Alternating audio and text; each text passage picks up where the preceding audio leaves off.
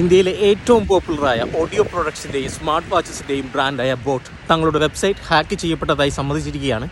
ഏകദേശം 75 ലക്ഷത്തോളം ബോട്ട് ഉപഭോക്താക്കളുടെ വിവരങ്ങളാണ് വെബ്സൈറ്റിലൂടെ ചോർന്നിരിക്കുന്നത്.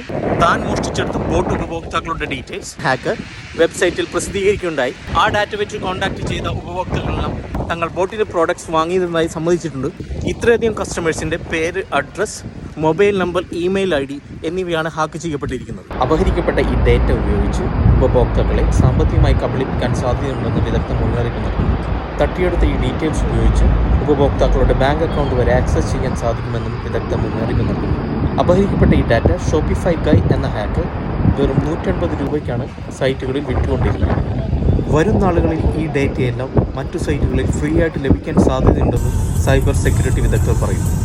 അമൻ ഗുപ്തയും സമീർ മെഹ്തയും 2016 സ്ഥാപിച്ച ബോട്ട് ഇന്ത്യയുടെ മോസ്റ്റ് വെയറബിൾ ബ്രാൻഡ്സിൽ സെക്കൻഡ് പൊസിഷനിലാണിപ്പോൾ.